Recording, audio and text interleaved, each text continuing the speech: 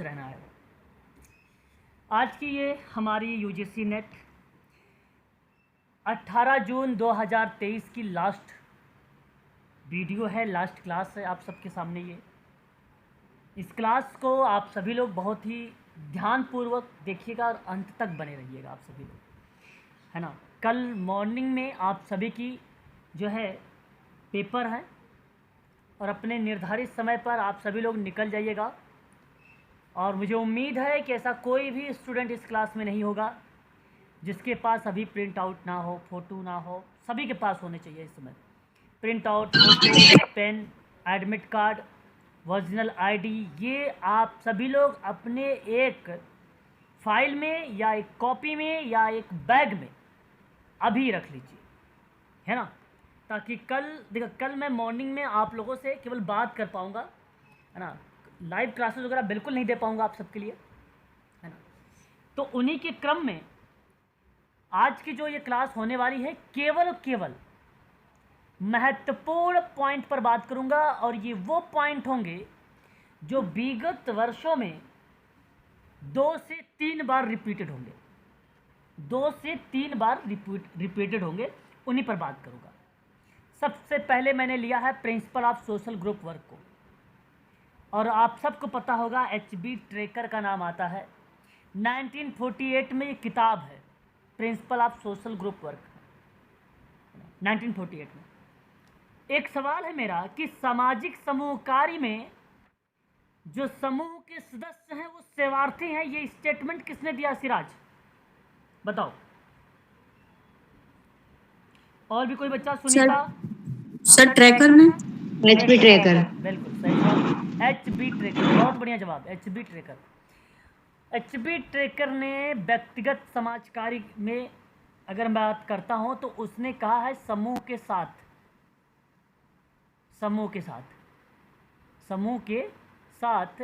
क्रिया विधि को संचालित करना।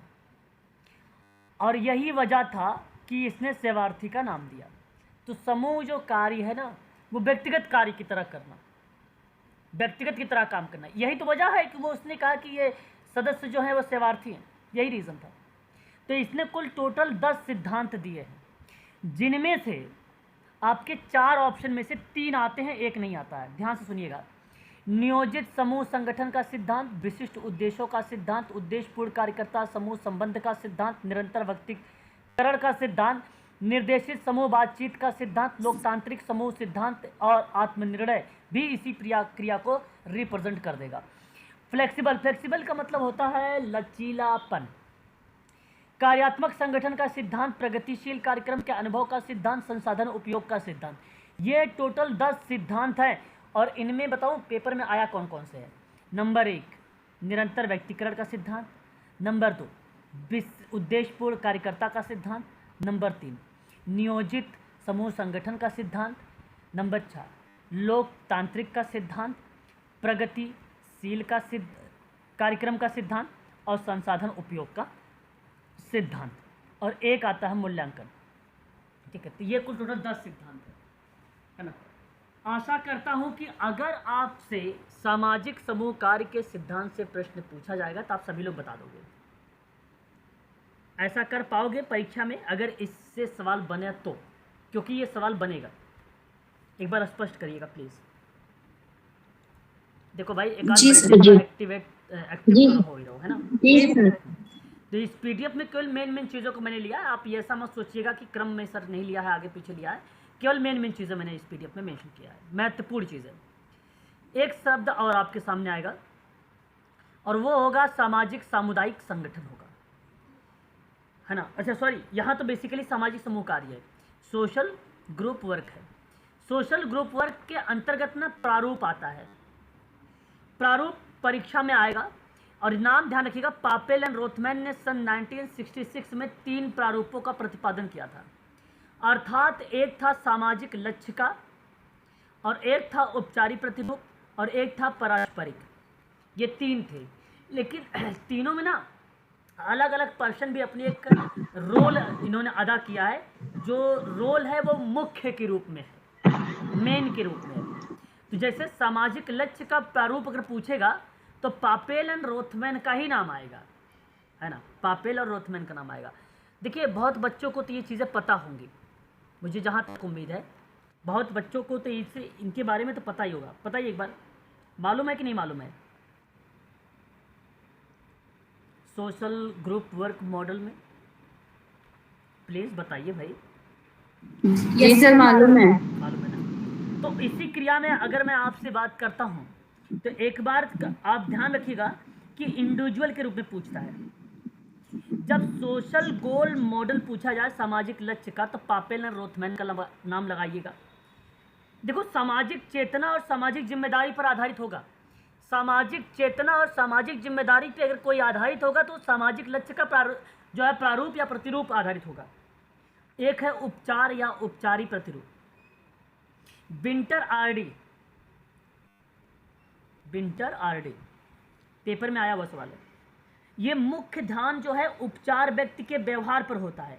यह मॉडल मुख्य रूप से उन व्यक्तियों से संबंधित है जो सामाजिक संबंधों से, सामाजिक और व्यक्तिगत समायोजन से पीड़ित है, उससे रिलेटेड है। इसलिए उपचारी प्रतिरूप आपका आरडी विंटर का नाम आता है। यहाँ नाम ना केवल लेखक से पूछा जाएगा, ठीक है। ऑफलाइन पेपर विगत कई वर्षों बाद आपके सामने 18 जून दिन मंगलवार को सुबह 9:30 बजे प्रस्तुत होगा, अलग तरीके से, परंतु आप सभी लोग ध्यान रखिएगा कुछ इसी तरीके के प्रश्न का पैटर्न आपके सामने प्रस्तुत होंगे। पारस्परिक प्रतिरूप की बात अगर हम लोग करते हैं तो पारस्परिक प्रतिरूप होता है एक स्वाटर्स का नाम, स्वाटर्स का नाम आता है सन 1961 में, आरडी विंटर 1957 में। तो इस प्रक्रिया में जब भी बात होती है तो ये रिलेट कराता, जानते क्या? फील्ड थ्योरी किसकी है Sunita? Kurt Lewin. Kurt Lewin, बहुत बढ़िया, कर्ट लेविन। सामाजिक मनोविज्ञान पद्धति और समाज कार्य के सामान्य सिद्धांत। सामान्य थ्योरी किसकी है? Normal general theory, Tripathi sir तो नहीं आ रहा सर। अरे सर जी वाल्टस, क्या नाम उसका है?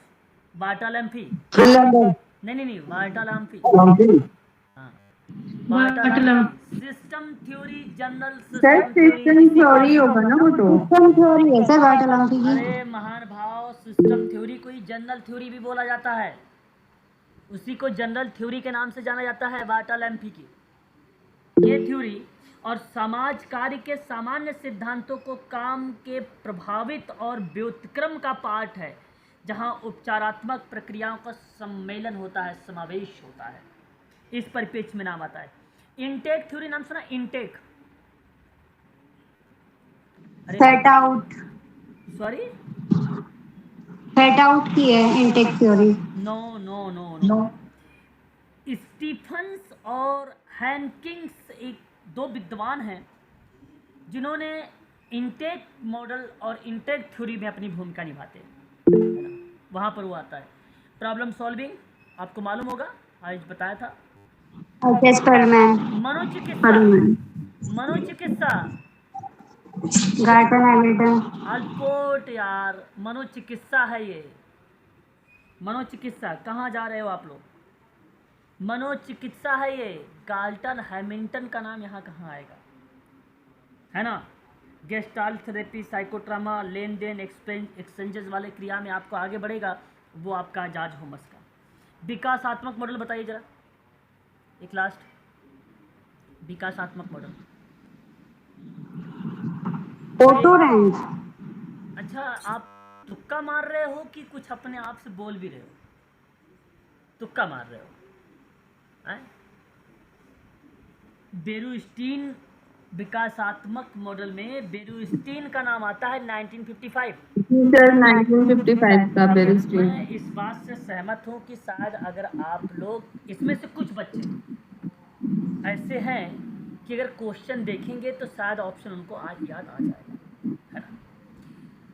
है ना। और जो अभी जो बच्चे इस सवाल का जवाब नहीं दे रहे हैं ना, ये मुझे इंडिकेट कर रहे हैं, ये कुछ प्रश्नों में ये वहाँ पे कंफ्यूज होंगे, क्योंकि वन लीनियर क्वेश्चन मैं आपसे बात कर रहा हूँ, वन लीनियर। ये सब मैं आपको पेपर में पीडीएफ में सब कुछ करवा चुका हूँ, इसलिए ऐसी चीज़ों पर गलती नहीं करनी चाहिए आप लोग। अगर गलती कर रहे हैं तो अच्छी बात नहीं है। आगे बात करते हैं, थोड़ा सा मैं जूम करूँ। जी सर। क्या कर रहे हो भाई, बच्चों को क्यों रुला रहे हो मैडम, है ना। चलो, सर क्या बताया इसका विकास मॉडल का? बेरुस्टीन का नाम आएगा त्रिपाठी सर, बेरुस्टीन 1955। ठीक है, आगे बढ़ें और देखो चीज़ पे।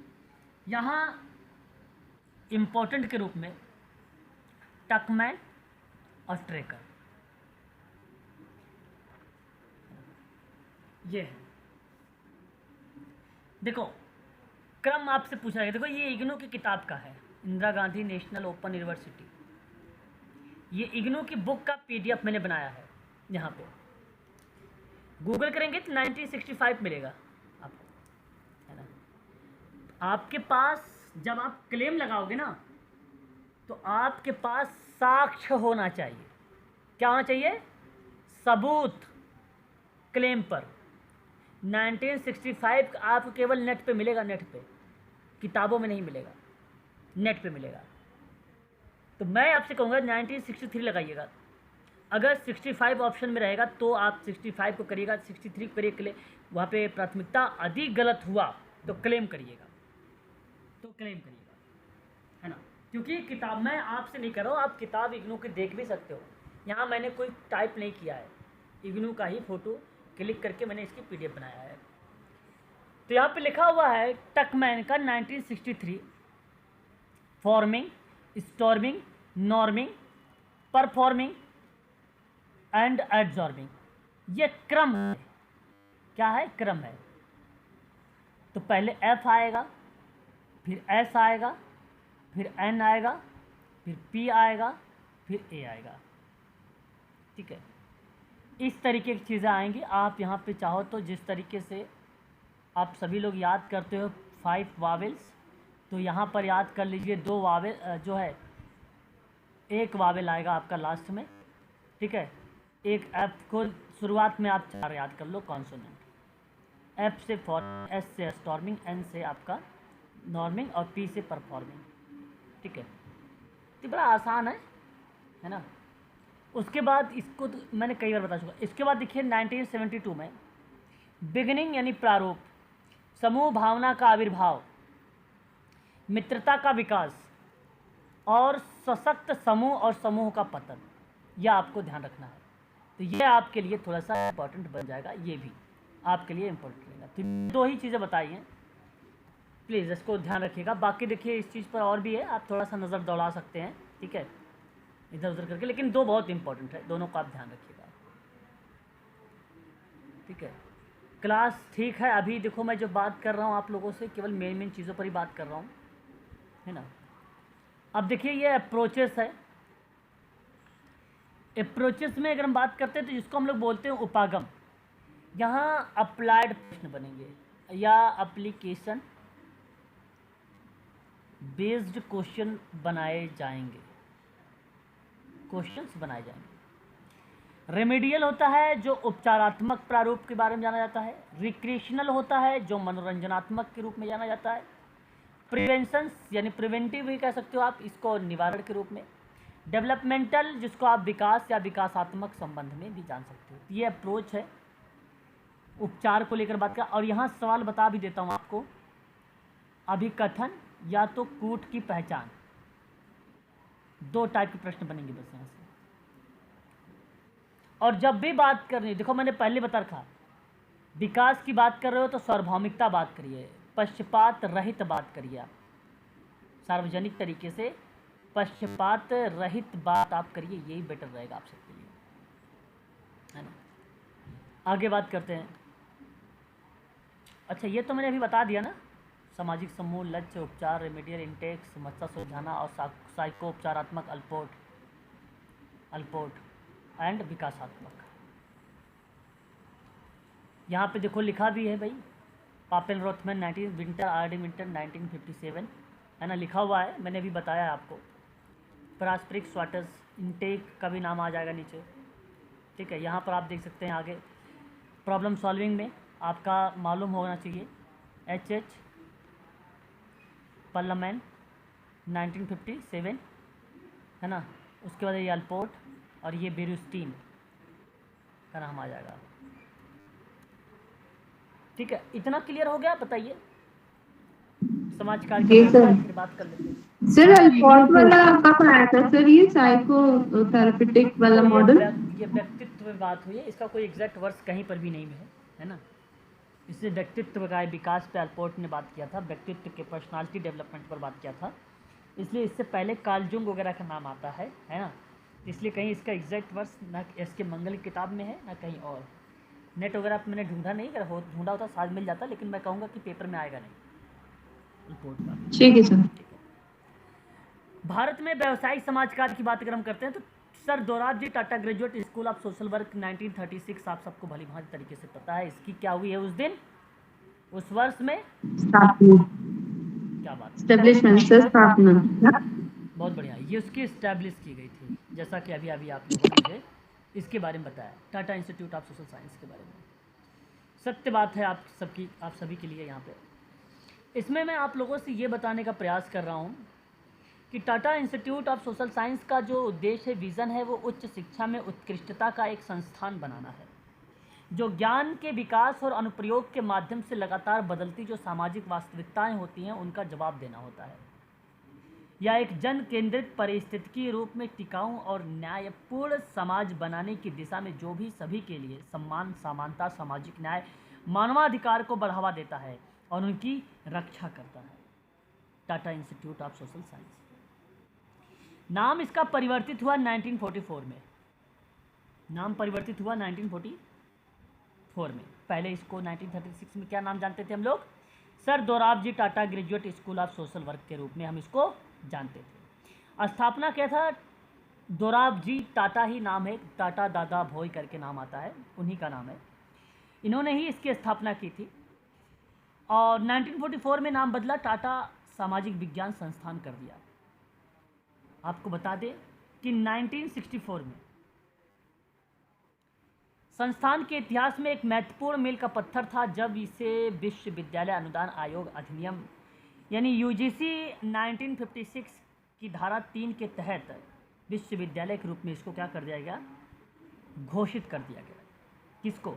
Tata institute of social science को। तो जिस समय इसकी स्थापना हुई थी तो उस समय प्रथम जो निदेशक थे उनका क्या नाम था?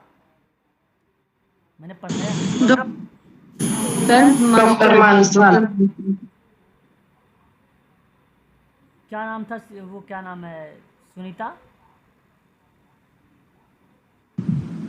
सर डॉक्टर मनसठ। डॉक्टर मनसठ नाम था जिस समय ये, अगर प्रेजेंट टाइम में वहाँ जिस समय इसकी स्थापना की गई थी उस समय ये बेसिकली नाम आता है और पूछा भी जाता है परीक्षा में। ये बात आपको ध्यान रखना है ना। और देखो मैंने इनके बारे में आप लोगों से बताया भी है। अभी आप लोगों ने एक नाम सुना है मनोज तिवारी करके, है ना? जी सर। वो वर्तमान है। इससे पहले शालिनी भारत का नाम आता है। यदि मनोज तिवारी अगर ऑप्शन में ना रहे, मनोज तिवारी भाई बिहार के बीजेपी के नेता भी हैं, भोजपुरी एक्टर भी हैं, उनको मत समझिएगा ये कोई और हैं। यदि वो ऑप्शन में ना रहें तो अब आप किसका नाम लगाना उचित समझेंगे? और उस ऑप्शन में शालिनी भारत भी है। बिल्कुल सही आपने सोचा है। अगर ऐसे आपके विचार में ये चीज़ें आई हैं तो बहुत बढ़िया आपने सोचा है, अच्छा लगा। ठीक है, तो शालिनी भारत का नाम आप सभी लोग लगाइएगा, क्योंकि इनका कार्यकाल अगर हम बात करते हैं तो बेसिकली 25 सितंबर 2023 को समाप्त हो गया था शालिनी भारत का, है ना। उस समय उनका समाप्त हो गया था वो कार्यकाल वगैरह, ठीक है। और प्रोफेसर क्लिफर्ट मनसठ महोदय 1936 से 1941 तक थे। उसके बाद देखिए JM कुमार बप्पा हुए, है ना। AR वाडिया समाजशास्त्री विद्वान हैं, AR वाडिया। उसके बाद प्रोफेसर एम.एस. गोरे, माधव सदाशिव गोरे हुए। फिर उसके बाद अगर हम बात करते हैं तो अमृति देसाई हुई। फिर उसके बाद प्रोफेसर पी.एन. मुखर्जी हुए। Professor R.R.. सिंह जिन्होंने सोशल एक्शन पर काम किया है वो हुए। ठीक है, उसके बाद परशुरमन करके एक विद्वान है समाजशास्त्र में जो सोशल वर्क को भी टच करते हैं, वो हुए। फिर उसके बाद शालिनी भारत हुई। वर्तमान में मनोज कुमार का नाम हमें देखने को मिलता है। तो ये मैंने कुछ आप लोगों को भी उनके बारे में बता दिया। इस चीज़ को आप चाहो तो ध्यान में रख सकते हो, थोड़ा सा लिस्ट है ना। तो ये आपको ध्यान रखना होगा, भूलना नहीं होगा, ये बात ध्यान रखिए। तत्पश्चात अगर हम बात करते हैं काशी विद्यापीठ में समाज कार्य विद्यालय को लेकर तो 1947 देश आज़ाद के समय बात करते हैं या स्वतंत्रता के बाद की भी बात करते हैं, पहला इंस्टीट्यूट को लेकर तो वो काशी विद्यापीठ आता है। Delhi school of social work 1946, Lucknow 1949, Baroda 1950, 1952 Madras, Agra basically 1955। Agra वाला थोड़ा सा इम्पोर्टेंट बन सकता है, ऐसा लग रहा है। समाज कार्य के संदर्भ में क्रियान्वित आचार संहिता भारत में अमेरिका से लिया गया है, ग्रहण किया गया है। अमेरिका से, कहाँ से ग्रहण किया गया? अमेरिका से। अब समाज कार्य में आचार संहिता के विकास के लिए कुछ वर्ष होते हैं जो बच्चे बड़े कंफ्यूज होते हैं। एक American association of social work होता है जो 1960 होता है। एक national association of social work होता है जो 1920 होता है। Association school of social work in India करके आता है कि वो भी 1960 होता है। जिनमें से सबसे ज़्यादा इम्पोर्टेंट है अमेरिकन वाला, 1960 वाला, ये आप ध्यान रखिएगा। यहाँ देखो बेसिकली मैंने वो चीज़ें मेंशन कर रखा है। आगे बढ़िए। निम्नलिखित में से किसे लंदन चैरिटी ऑर्गेनाइजेशन सोसाइटी संस्थापक के रूप में जाना जाता है? लंदन का तो आपको पता होना चाहिए कि टिविया हिल का नाम बहुत मेन है, मुख्य है, लेकिन एक नाम इनके साथ सहयोगी हैं, हेलन बोसाक का नाम आता है। क्यों भाई, सही बात है ना? हाँ जी सर। अब ध्यान देने वाली बात या विचारणी या क्रिया, इस पर जब भी बात होता है तो अदर विद्वानों के नाम भी परीक्षाओं में बेसिकली पूछ लिया जाता है या उससे संबंध में आ जाता है ना। लेकिन जब भी आप सभी लोग लगाएंगे तो वो टिविया हिल बहुत फेमस पर्सन है और इन्हीं का नाम बेसिकली देखने को मिलता है चैरिटी ऑर्गेनाइजेशन सोसाइटी। ज़रूरतमंद लोगों के घरों में भ्रमण करना, उसकी सहायता करने के उपाय की प्रक्रिया में एक अहम भूमिका बेसिकली देखने को मिलता है इसी चैरिटी ऑर्गेनाइजेशन सोसाइटी में, है कि नहीं? आपको मैं ये चीज़ ये बताना चाहूँगा कि इसी चैरिटी ऑर्गेनाइजेशन सोसाइटी के परीक्षा में ना पूछ लेता है कि इसका पूरा नाम बताइए। मुझे जहाँ तक उम्मीद है कि आप सबको पता भी होगा इसका पूरा नाम। पढ़ाया है लंदन, बताइए जरा एक बार। क्या आप बताना मुझे कुछ चीज़ समझेंगे यहाँ पे? चैरिटी ऑर्गेनाइजेशन सोसाइटी यूके या की जो है पूरा नाम क्या वर्ष में आना चाहिए? प्लीज़ एक बार स्पष्टीकरण करिए मुझे, ताकि मुझे 1869 से। वो तो आप सही बता रहे सर हैं। 1877 में है जी। अरे मेरे भाई 1877, मैं यूके की बात कर रहा हूँ, मैं यूएसए की बात ही नहीं। मेरा तो सवाल ही नहीं था, मेरा तो ये सवाल है चैरिटी ऑर्गेनाइजेशन सोसाइटी का पूरा नाम बताइए। London Society for Organising Charitable Relief and Repressing Mendicity. बहुत बढ़िया भाई त्रिपाठी सर, बहुत बढ़िया, बहुत बढ़िया। देखिए ये है उसका पूरा नाम, परीक्षा में आ चुका सवाल है ये जो सर ने अभी बताया है, ये आपका करेक्ट जवाब है। इस चीज़ को आप सभी लोग ध्यान में रखिएगा, भूलना नहीं है आप लोगों को। तो सर फिर से बोलिए ना। हाँ त्रिपाठी सर एक बार फिर से रिपीट करो। Sir London Society for Organising Charitable Relief and Repressing Mendicity. मैकेडेंसी जी मैकेडेंसी, ठीक है। यह आपको उसका नाम है पूरा, और ये आपको याद होना चाहिए, पता होना चाहिए। अगर नहीं पता है तो फिर तो दिक्कत है आपको। आगे बात करते हैं तो ऑर्गेनाइजेशन सोसाइटी की स्थापना हो गई भाई। गरीबों के प्रभावों को निपटने के लिए स्वयं सहायता या सीमित सरकारी हस्तक्षेप की अवधारणा का समर्थन कर दिया। आगे बात करता है कि यहाँ पर अगर हम बात करते हैं, एक नाम आता है रेवरेंड एवं रेवलेंड एफ हेम्प्री गुटरिन का नाम, और ये प्रक्रिया आती है 1877 में। आप सबको पता होगा बफेलो की, न्यूयॉर्क यानी यूएसए की चैरिटी ऑर्गेनाइजेशन सोसाइटी। और मैंने अभी आपको बताया गरीबों को बेसिकली आइडेंटिफाई करने की एक भूमिका यहाँ पर देखने को मिली, और ये आपका सही जवाब होगा। तो ये न्यूयॉर्क बेसिकली समाज का मानना था कि गरीबी के पीछे जो समस्या है उसकी जांच किया जाए, बस सिंपल सी बात थी। तो ये अमेरिका ने कॉपी किया था यूके का, ठीक है। उसके बाद पिंकस और मिनहम समाजकारी में लोगों की भागीदारी की आवश्यकता पर बात किया, वो भी सक्रिय। एक कॉन्सेप्ट इनका और आता है पिंकस और मिनहम का, कोई बच्चा बताइए जरा। एक कॉन्सेप्ट इनका और देखने को मिलता, कौन स्टूडेंट है जो बता सकता है वन लिनियर में? सर एकीकृत समाज कार्य। क्या बात है भाई, शाबाश। जी सर, इंटीग्रेटिव। महान व्यक्ति, यानी अब ऐसे बच्चों का नेट थोड़ी ना रह जाएगा, पक्का निकाल लेंगे।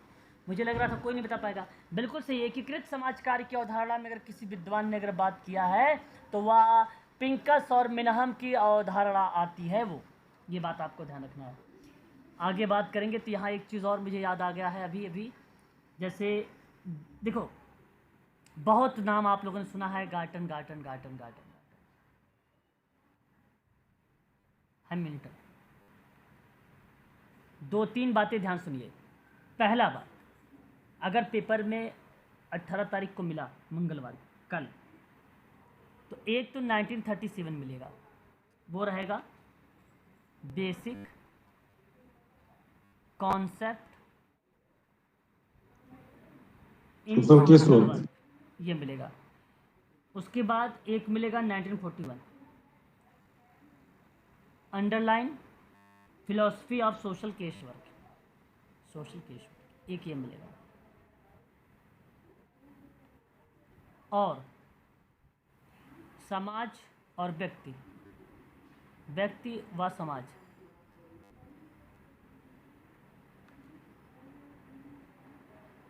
दोनों अननोन श्रित हैं, किसका नाम मिलेगा? बोलते चलिए साथ साथ। गार्डन हैमिल्टन का।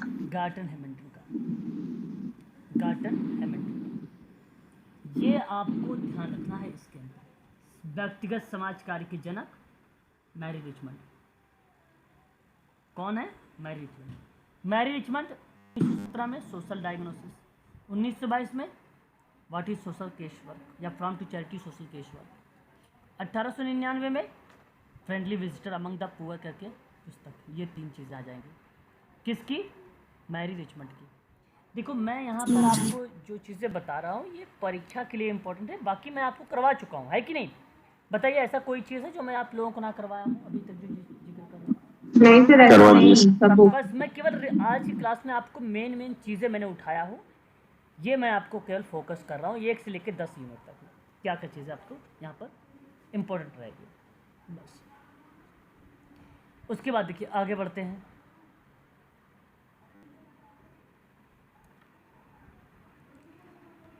समाजकारी में वाल्टर एंड्रियास फ्रीडलैंडर, देखो बहुत फेमस पर्सन है और मैं आशा करता हूँ कि आप सबको इसके बारे में पता होना चाहिए, हाँ, फ्रीडलैंडर के बारे में। मेरे कहने का आशय ये है कि समाजकारी कला और विज्ञान दोनों है, इसकी परिभाषा को आइडेंटिफाई करिएगा। उसके बाद ना आप लोग जब भी कहीं देखेंगे तो कला और विज्ञान ढूंढने का प्रयास करिए, आपको ईजिली मिल जाएगा। इंट्रोडक्शन टू सोशल वेलफेयर एक किताब है, आशा करता हूँ आपको पता भी होगा। किताब का नाम इंट्रोडक्शन टू सोशल वेलफेयर, बोलिए। हाँ ठीक है। और इस किताब में प्रकाशन करने वाले इसका वर्ष बता दीजिए बुक का। अरे बिल्कुल बताएंगे भाई, इसीलिए तो बता रहे हैं सारी चीज़ें। इस प्रक्रिया में जब भी इस शब्द को रिप्रेजेंट किया जाएगा और एक आपका आएगा कॉन्सेप्ट, एक आपका आएगा concept. Concept and method social work की जब हम बात करेंगे, ठीक है, तो उन प्रक्रिया में भी आपको फ्रीडलैंडर का नाम याद रखना पड़ेगा। तो जब इंट्रोडक्शन टू सोशल वेलफेयर का नाम आएगा तो 1955 का नाम लगा के आप आगे बढ़िएगा कि भाई ये किताब प्रकाशित हुआ है 1955 में वाल्टर एंडर्स फ्रीडलैंडर का। कौन सी किताब, प्लीज़ बताइए। इंट्रोडक्शन वाली, इंट्रोडक्शन। इंट्रोडक्शन। और दूसरा sorry, concept of and method of social work 1958। ये आपको दो किताब, दोनों के वर्ष नाम याद होने चाहिए। दूसरी बात कला और विज्ञान है। तीसरी बात, समाज कार्य को दो प्रणालियों में विभक्त किया है। किसने? Walter Anders Friedlander. बस ये बात आपको यहाँ से ध्यान रखना पड़ेगा। यंगलार्ड ने कहा कि समाज कार्य व्यक्ति का पर्यावरण के साथ अंतर संबंध होता है। ग्रीन पर्यावरण किसने बताया? हरित समाज कार्य लीना डोमिनाल्डी। लीना डोमिनाल्डी, ये नाम याद रखिएगा। हाँ सर, लीना डोमिनाल्डी। समाज कार्य नैतिक मांगों पर आधारित है। भाई ये तो पेपर में नहीं आया हुआ है, लेकिन फिर भी गेसल कोनफ्का बहुत फेमस पर्सन है। गेसल कोनफ्का, है ना। मेरा कहने का जो आशय है यहाँ पर आप सभी लोगों से कि समाज कार्य में नैतिक मांगों पर जब जिक्र होगा तो आप सभी लोग गेसल कोनफ्का को लगाइए, ऑप्शन सही जाएगा, कोई दिक्कत नहीं होगी। गेसल कोनफ्का के तरफ पूछो, ये बात ध्यान रखिएगा। गेसल कोनफ्का बहुत पर्सन फेमस है सोशल वर्क में। बताएंगे ये क्या इसकी भूमिका बनती है गेसल कोनफ्का की?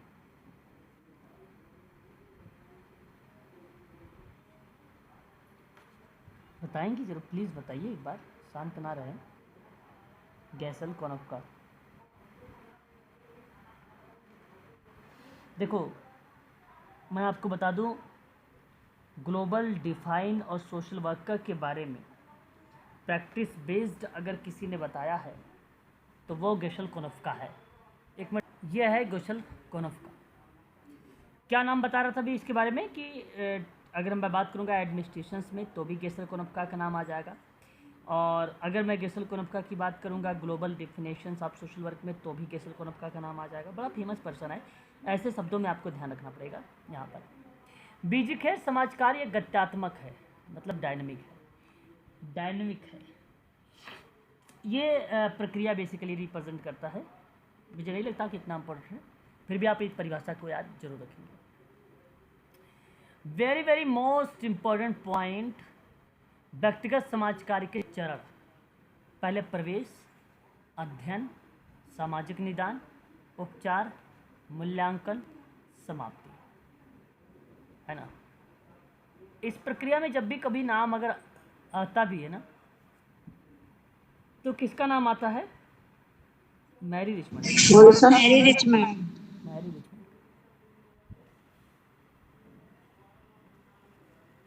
अब देखिए इसके चरण ना कई पार्ट में आते हैं। अब आप सोच रहे हैं सर कैसे? मेरा कहने का आशय ये है, कभी कभी प्रवेश के बाद अंतरण दे देगा, या कभी कभी अंतरण को ही प्रवेश कहेगा। अंतरण मतलब संवेग, या बेसिकली अगर हम बात करें संवेग या अंतरण दोनों एक ही बात होती है। प्रवेश, अध्ययन, निदान, उपचार, मूल्यांकन, समाप्ति होता है। ये आपका सही है। कभी कभी व्यक्तिगत अध्ययन, पूर्वानुमान, निदान, उपचार बन जाता है। ये क्रम बन जाता है। पहले नंबर पर आ जाएगा व्यक्तिगत अध्ययन, दूसरे नंबर पर पूर्वानुमान, तीसरे नंबर पर निदान, चौथे नंबर पर उपचार। ये शब्द बन जाता है। ये क्रम बता रहा हूँ इसलिए आपको ध्यान रखना होगा। इसी टॉपिक में एक शब्द आता है प्रकारात्मक अभिगम का जनक या विकास या विकसित किसने किया कॉन्सेप्ट को? प्रकारात्मक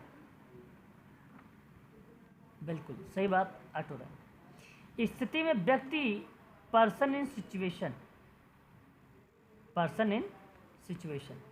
फ्लोरेस होलिश है ये, है ना, होलिश छोटी की मात्रा रहेगी, ठीक है।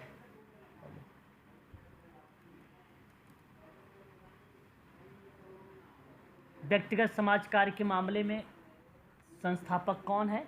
तो मैरी रिचमंड है। मैंने आपको पहले ही पढ़ा रखा है इसके बारे में ना। सिद्धांतों के नाम में आता है तो पार्लियामेंट का नाम आ जाता है, या आप यहाँ पे 1957 में किसका नाम आ जाएगा? रॉबर्ट बिस्टिक का नाम, रॉबर्ट बिस्टिक का नाम, है ना। इतनी बात क्लियर हो गई है? एक बार बताइए। केस वर्क है, ये टॉपिक चल रहा था अभी, आप लोगों को मैं बात कर रहा था केस वर्क। जी सर, जी सर। देखिए, अगर मैं सामाजिक व्यक्तिक कार्य को अगर सही तरीके से बताऊं ना, सॉल्व करने का तरीका, नंबर 1 पे आता परामर्श, हेतु संप्रेषण होना चाहिए। केस वर्क का सही क्रम बता रहा हूँ कार्य करने का। नंबर 2 पे प्रवेश, साक्षात्कार आना चाहिए। नंबर 3 पे ग्रीविक्षा आना चाहिए। नंबर 4 पे निदानात्मक आना चाहिए, निदानात्मक।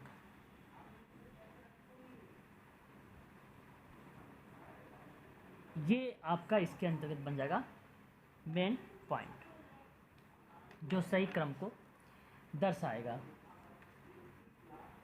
क्रम 4 पीस के केस वर्क में बात करेंगे तो सबसे पहले क्या आएगा? प्लेस, क्या आएगा? Place, person, problem, problem, process. Problem, process. From to charity social case work किताब में मैरी रिचमंड का नाम। याद रखने वाली बात है, विचारने वाली, विचार करने वाली बात है, इसलिए ये चीज़ें आप सबको याद रखनी पड़ेगी। एलिजाबेथन पुअर लॉ एक आया था केस वर्क में ही, कब? 1601 1601। 1600। इसी एलिजाबेथन पुअर लॉ में पुरखों और अभावग्रस्त माता पिता की सहायता करना अनिवार्य कहा गया था, है ना। Indian counselling of child welfare कब आया था?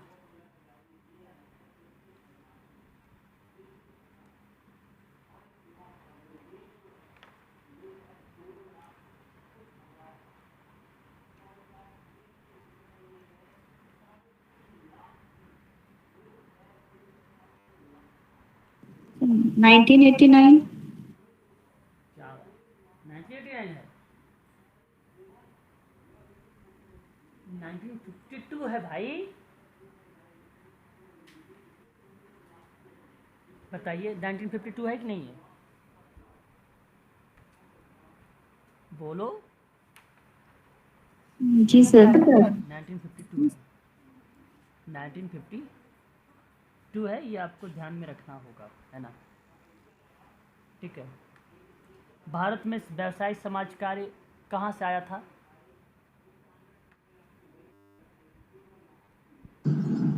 अमेरिका से। अमेरिका से। अमेरिका।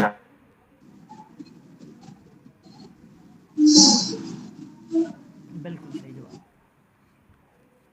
ये आपको ध्यान में रखना होगा, ठीक है।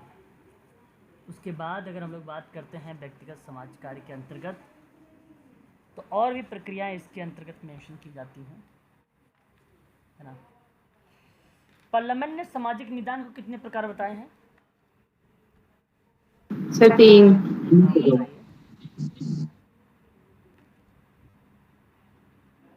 गतिशील, कर्णवेशी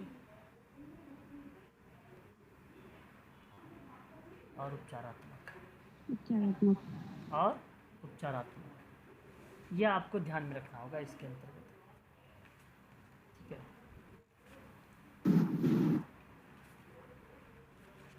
क्लियर रहेगा? बताइए। जी सर। बहुत बढ़िया। सर इनमें हेतु की कौन सा होगा? क्या? हेतु की निदान कौन सा होगा इनमें? कारण बसी में। कारला विनयशी, कारला विनयशी आपका रिलेट कराएगा।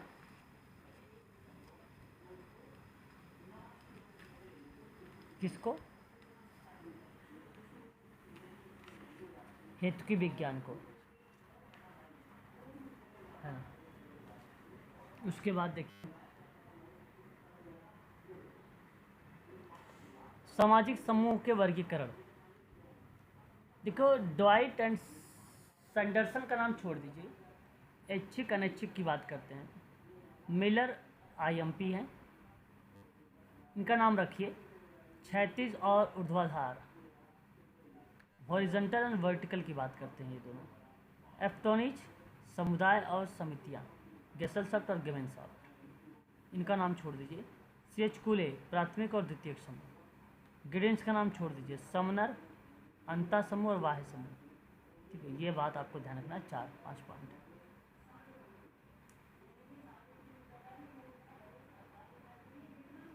ठीक है, सामाजिकरण के कुछ सिद्धांत है। कूले का है, मीट का, फ्राइड का, दुर्कीम के, 4 विद्वान कहीं नाम आएंगे।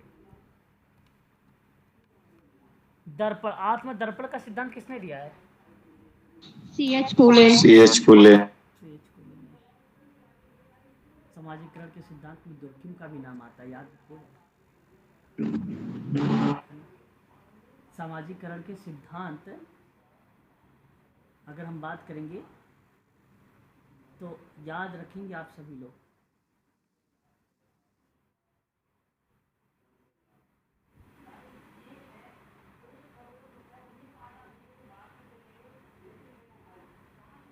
आगे बात करिए। जॉर्ज मीड ने कहा है सिद्धांत माइंड, सेल्फ एंड सोसाइटी का।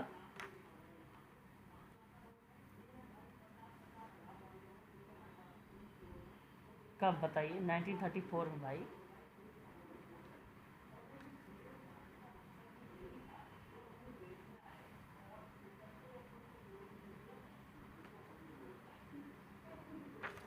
Sigmund Freud, id, ego, super ego. Durkheim, सामूहिक प्रतिनिधान शब्द किसने दिया है? दुर्किम ने। ठीक है, समूह मस्तिष्क का सिद्धांत किसने दिया है? दुर्किम ने। जैसे जैसे समाज सरल से जटिल होता है ना, वैसे वैसे क्या होता है, नैतिकता का घनत्व भी बढ़ता है। सर दुर्किम। की परिभाषा है। ठीक है, 1892 में सर्वप्रथम पेरिस विश्वविद्यालय में इन्हें समाजशास्त्र के शोध की उपाधि यानी पीएचडी प्रदान किया गया था, एमिल दुर्किम को।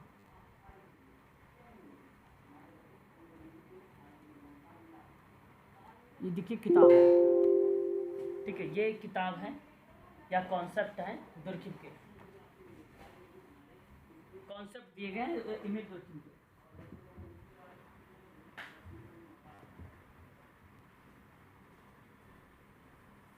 कौन कौन से कॉन्सेप्ट है देखिए ध्यान से।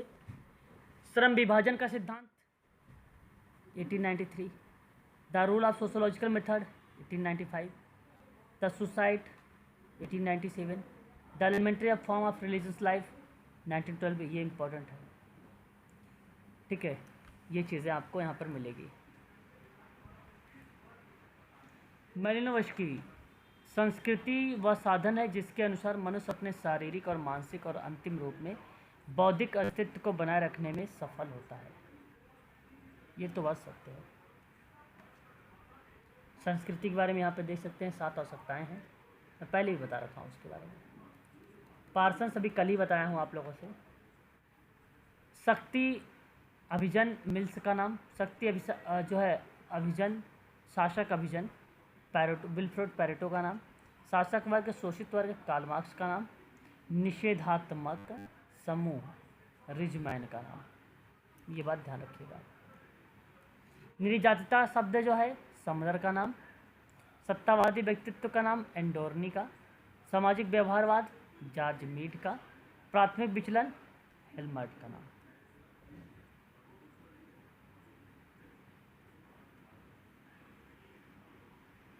बताइए समझ में आ रहा है?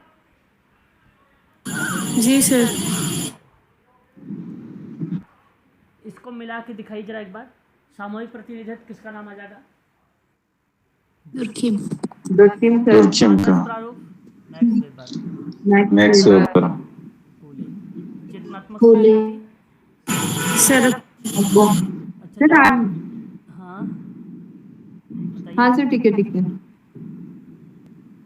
सामाजिक परिवर्तन। आगमन। Culture lag. अकबर। सर आगमन। आगमन। 1922। आगमन। ठीक है, बस यहाँ पे देखिए टॉपिक खत्म, समाप्त हो गया है। आगे बढ़ेंगे अब नेक्स्ट पॉइंट पर। देखिए एक नाम आ रहा है यहाँ पे रेमंड मुर्रे का। सामाजिक अस्थिरीकरण के जनक के रूप में अगर किसी को जाना भी गया है तो यही नाम बहुत फेमस रहा है। एक नाम तो रेमंड मुर्रे, दूसरा नाम किंग्सले डेविस, और इन्होंने प्रकारवाद के अभिगम की अवधारणा में भी अपनी भूमिका निभाया है।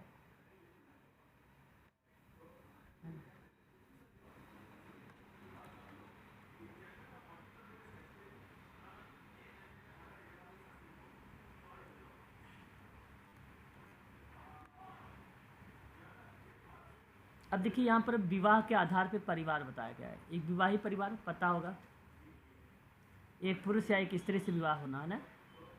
बहु मतलब एक पुरुष कई औरतों से विवाह करती, या एक औरत कई पुरुषों से यौन संबंध रखती है तो उसे बहु विवाह परिवार या प्रथा कहा जाता है। बहुपति विवाह, ये देखो भ्रातृक बहुपति विवाही पार्ट है।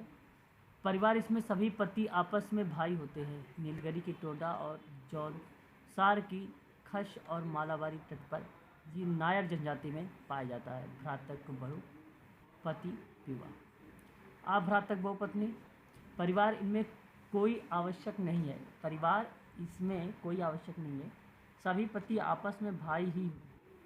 ठीक है, टोडा नायक में इसी प्रकार के परिवार जो है पाया जाता है जनजाति में। ये तो इजी है, अभी मैंने कल ही पढ़ा था शायद आप लोगों को, है ना। आगे बढ़ते हैं। जी सर। सारे टाइप के मिल जाएंगे, नीचे हैं, ये मैं पीडीएफ भेज दूंगा अभी आपको।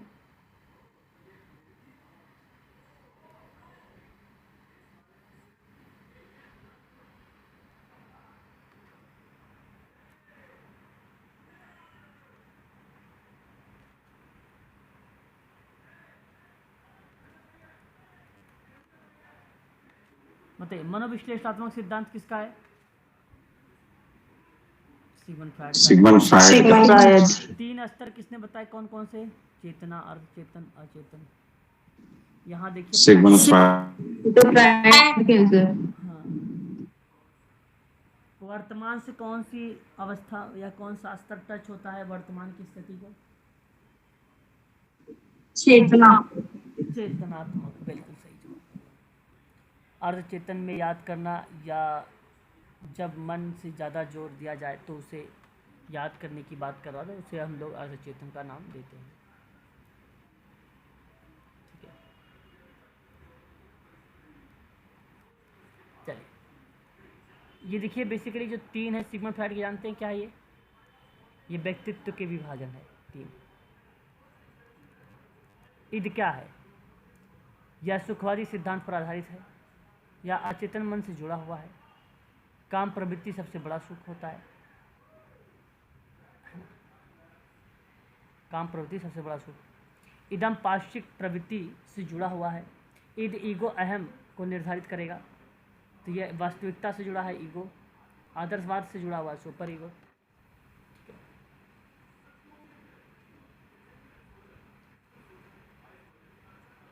ये 5 अवस्था याद रखिएगा क्रम में वर्ष के साथ।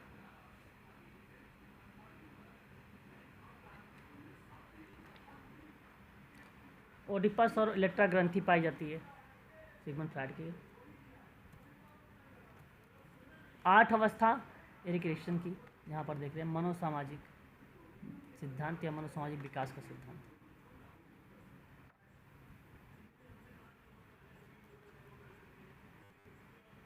देखिए एक शब्द आ रहा है यहाँ पे,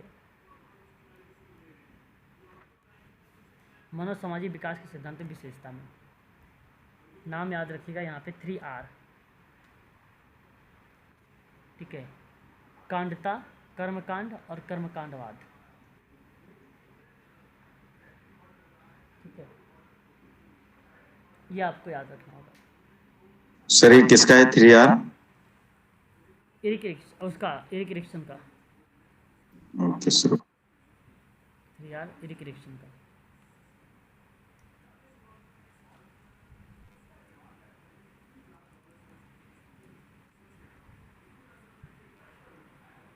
मलिनोवस्की किसका है?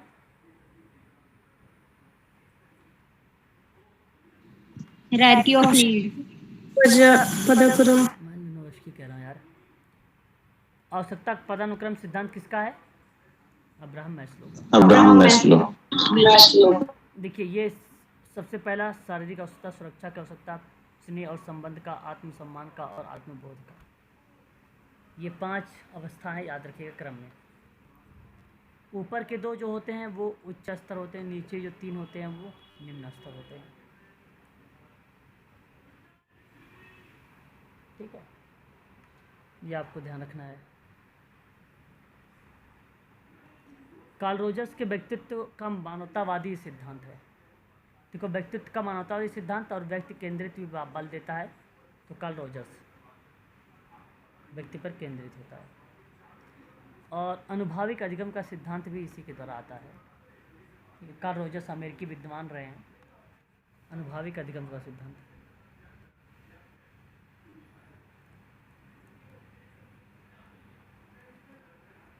ठीक है। यहाँ पर आपका ये पॉइंट समाप्त हुआ इसमें, ठीक है। अब इस पर हम लोग बात करेंगे अभी आधे घंटे के बाद, ठीक है। 15 मिनट ले लीजिए, 15 मिनट बाद, 15 मिनट का गैप देता हूँ, ठीक है। 15 मिनट का ब्रेक है, ओके। ठीक है। अभी हम इस पर स्टार्ट करेंगे क्लास।